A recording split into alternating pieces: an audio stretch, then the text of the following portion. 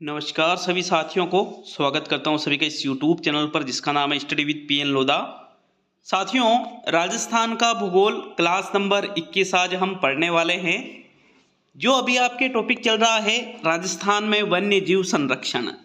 तो वन्य जीव संरक्षण का जो टॉपिक है इसके अंतर्गत क्लास नंबर 19 में और क्लास नंबर 20 में हमने जो राजस्थान के राष्ट्रीय उद्यान हैं और लगभग 14 जो राजस्थान में जो अभयारण्य स्थित है इनके बारे में क्लास नंबर 19 में और क्लास नंबर 20 में कंप्लीट पढ़ लिया है।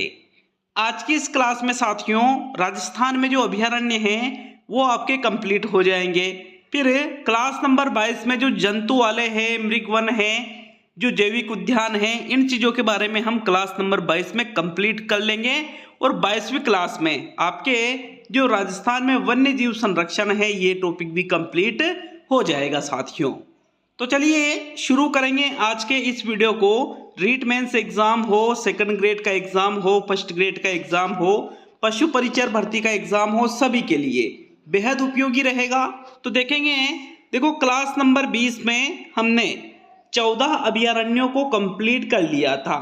तो राजस्थान के जो अभयारण्य हैं 15वें नंबर पे जो हम अभयारण्य देखने वाले हैं वो है साथियों राष्ट्रीय चंबल घड़ियाल अभयारण्य।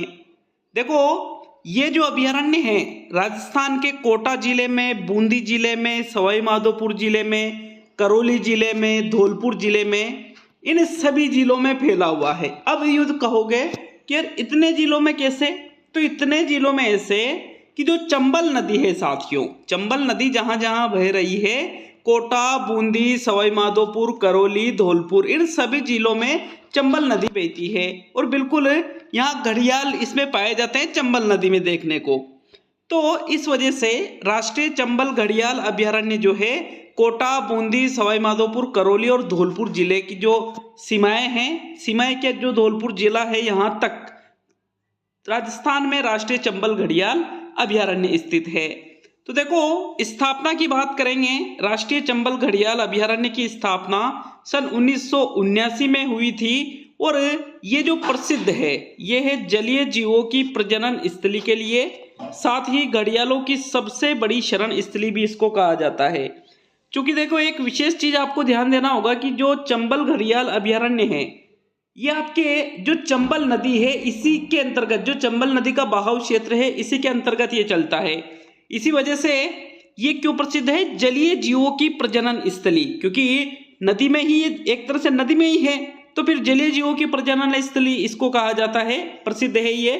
और घड़ियालों की सबसे बड़ी शरण स्थली भी राष्ट्रीय चंबल घड़ियाल अभयारण्य में ही है साथियों।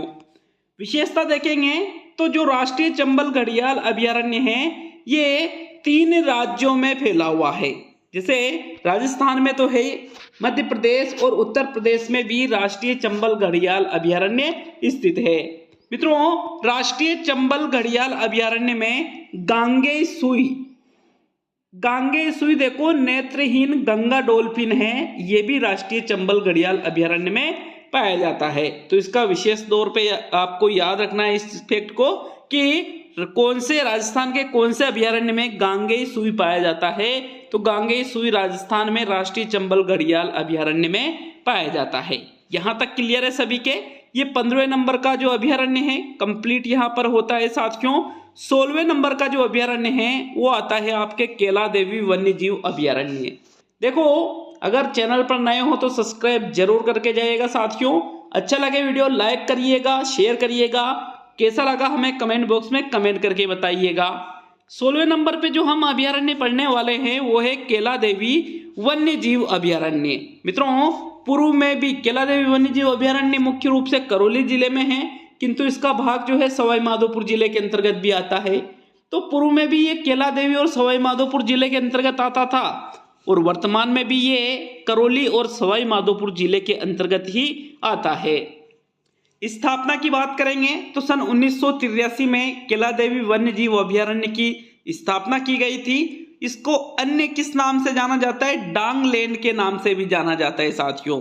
किस अभयारण्य को डांग लैंड के नाम से जाना जाता है? तो फिर आपका आंसर क्या रहेगा? केला देवी वन्य जीव अभयारण्य को ही डांग लैंड के नाम से जाना जाता है। अच्छा, एक चीज याद होगा आपको कि डांग की रानी किसको कहा जाता है? डांग की रानी किसको कहा जाता है साथियों? करौली को डांग की रानी कहा जाता है। और डांग लैंड किसको कहा जाता है? तो केला देवी वन्य जीव अभयारण्य को ही डांग लैंड के नाम से जाना जाता है। प्रसिद्ध की बात करें, क्या यहाँ क्या प्रसिद्ध है? तो सर्वाधिक धोख के वन यहीं पर पाए जाते हैं साथियों। सर्वाधिक धोख के वन, जैसे हमने सीता माता वन्य जीव अभयारण्य में पढ़ा था ना कि सर्वाधिक सागवान के वन यहाँ पाए जाते हैं, उसी प्रकार सर्वाधिक धोख के जो वन हैं ये कौन से अभयारण्य में पाए जाते हैं? तो केला देवी वन्य जीव अभयारण्य में सर्वाधिक धोख के वन पाए जाते हैं। विशेषता है साथियों, राजस्थान का दूसरा बड़ा अभयारण्य है ये। दूसरे नंबर पे राजस्थान का सबसे बड़ा वन्य जीव अभयारण्य कौन सा है? राष्ट्रीय मरु उद्यान, जो नाम मात्र का राष्ट्रीय उद्यान है, राष्ट्रीय मरु उद्यान जैसलमेर और बाड़मेर जिले में जो फैला हुआ है साथियों, ये तो आपके राजस्थान का सबसे बड़ा अभयारण्य है। और अगर यूं पूछ ले एग्जाम में कि राजस्थान का दूसरा सबसे बड़ा अभयारण्य कौन सा है, तो फिर आपका आंसर क्या रहेगा साथियों? केला देवी वन्य जीव अभयारण्य। देखिए, मंदिर की बात करेंगे तो केला देवी मंदिर भी भाई नाम ही क्या है? केला देवी वन्य जीव अभयारण्य। तो इसका नाम केला देवी वन्य जीव अभयारण्य क्यों रखा? क्योंकि साथियों इस अभयारण्य के अंतर्गत एक मंदिर है जिसका नाम क्या है? केला देवी का मंदिर। बहुत ही प्रसिद्ध मंदिर है ये, इसी वजह से इस अभयारण्य का नाम भी क्या रखा गया? केला देवी वन्य जीव अभयारण्य रखा गया। चलिए हम आगे बढ़ेंगे 17वें नंबर पे, 18वें नंबर पे और 19वें नंबर पे। यहाँ पर 3 अभयारण्य जो ये हैं मित्रों, ये तीनों ही अभयारण्य धौलपुर जिले में, राजस्थान का जो सबसे पूर्वी जिला है, तीनों ही अभयारण्य धौलपुर जिले में स्थित है और तीनों की ही स्थापना सन 1955 में की गई थी। तो देखो इनसे जो प्रश्न बनेगा, जैसे कौन कौन से अभयारण्य हैं, तो राम सागर वन्य जीव अभयारण्य, वन विहार वन्य जीव अभयारण्य, केसरबाग वन्य जीव अभयारण्य, तीनों ही अभयारण्य राजस्थान के कौन से जिले में स्थित है? धौलपुर में। और तीनों की ही स्थापना कब की गई थी? सन 1955 में की गई थी। तो केवल आपको ये पता होना चाहिए इनके बारे में कि जैसे यूं पूछ लिया एग्जाम में, राम सागर वन्य जीव अभयारण्य राजस्थान के कौन से जिले में पड़ता है? तो धौलपुर में। वन विहार कहाँ पड़ता है? तो धौलपुर में। केसरबाग कहाँ पड़ता है? तो धौलपुर में। इन तीनों की स्थापना कब की गई? 1955 में। बस इतना सा ही इन तीनों के बारे में आपको याद रखना है। क्लियर है सभी के यहाँ तक? नेक्स्ट 20वें नंबर पे जो अभयारण्य आता है वो है बंद-बारेटा वन्य जीव अभयारण्य। मित्रों, बंद-बारेटा वन्य जीव अभयारण्य पूर्व में भी भरतपुर जिले के अंतर्गत ही आता था और वर्तमान में भी भरतपुर जिले के अंतर्गत ही आता है। स्थापना की बात करेंगे तो 1985 में इस अभयारण्य को बनाया गया था, इस अभयारण्य का निर्माण किया गया था। मतलब यहाँ की भाई ये बंद-बारेटा वाली जो जगह है, इस प्रकार इसको एक अभयारण्य घोषित कर दिया गया। कब? 1985 में। अन्य नाम देखेंगे तो परिंदों का घर इसको कहा जाता है। किसको? बंद-बारेटा वन्य जीव अभयारण्य को क्या कहा जाता है? परिंदों का घर कहा जाता है। जैसे क्वेश्चन यहाँ से भी बन सकता है कि कौन से वन्य जीव अभयारण्य को परिंदों का घर कहते हैं? तो साथियों बंद-बारेटा वन्य जीव अभयारण्य को ही परिंदों का घर कहते हैं। विशेषता देखेंगे, केवलादेव के पक्षी यहाँ शरण लेते हैं। केवलादेव जो, ये भी केवलादेव भी भरतपुर में ही है, तो केवलादेव के जो पक्षी होते हैं साथियों वो कौन से अभयारण्य में शरण लेने जाते हैं? बंद-बारेटा वन्य जीव अभयारण्य में शरण लेने जाते हैं। प्रसिद्ध की बात करें तो बया पक्षी व जरखों के लिए ये अभयारण्य प्रसिद्ध है। ये 20वें नंबर का अभयारण्य हमने कंप्लीट कर लिया। नेक्स्ट आगे बढ़ेंगे साथियों।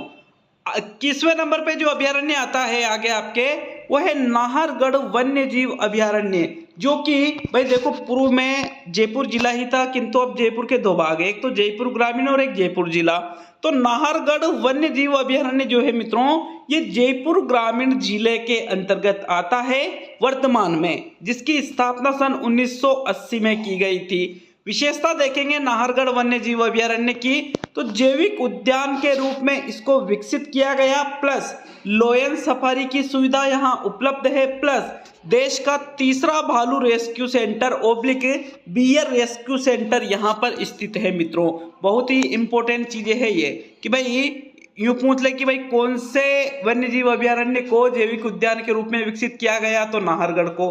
एक आपके जो उदयपुर जिला है उसमें सज्जनगढ़ वाला को भी यहाँ पर जैविक उद्यान के रूप में विकसित किया गया। तो मित्रों लोयन सफारी की सुविधा यहाँ उपलब्ध है, ये भी पूछा जा सकता है। या बहुत ही इंपॉर्टेंट जो फैक्ट आता है इस अभयारण्य के बारे में वो है देश का तीसरा भालू रेस्क्यू सेंटर। भालू रेस्क्यू सेंटर को इंग्लिश में बियर रेस्क्यू सेंटर के नाम से जाना जाएगा, भाई बियर यानी भालू। तो मित्रों ये विशेष तौर पे आपको याद रखना है कि देश का तीसरा भालू रेस्क्यू सेंटर जो है ये कौन से वन्य जीव अभयारण्य में है, तो नाहरगढ़ वन्य जीव अभयारण्य में है। चलिए आगे हम बढ़ेंगे 22वें नंबर पर, वो है जमुआ रामगढ़ वन्य जीव अभयारण्य। ये भी जयपुर ग्रामीण जिले में ही स्थित है साथियों। वर्तमान में स्थापना की बात करेंगे तो जमुआ रामगढ़ वन्य जीव अभयारण्य की जो स्थापना है कब की गई थी, 1982 में। मित्रों विशेषता है इसकी जयपुर रियासत का शिकारगाह हुआ करता था ये पूर्व में। जयपुर रियासत का शिकारगाह हुआ करता था पूर्व में, मतलब जब राजा महाराजा हुआ करते थे तब की बात है ये। क्लियर है ये भी सभी के। नेक्स्ट 23वें नंबर का जो अभयारण्य देखेंगे वो है भैंसरोडगढ़ वन्य जीव अभयारण्य। भैंसरोडगढ़ का किला कहाँ स्थित है, चित्तौड़गढ़ में। उसी प्रकार भैंसरोडगढ़ वन्य जीव अभयारण्य भी कहाँ पर स्थित है साथियों, चित्तौड़गढ़ में स्थित है। स्थापना इसकी 1983 में की गई थी। और भैंसरोडगढ़ वन्य जीव अभयारण्य किसके लिए प्रसिद्ध है, घड़ियालों के लिए। इसे राष्ट्रीय चंबल वाला है ना, उसी प्रकार से। नदियां देखेंगे साथियों तो चंबल व बामनी नदी यहाँ पर बहती है, चंबल और बामनी नदी। यहाँ एक पठार भी है जिसका नाम है मानदेसरा का पठार।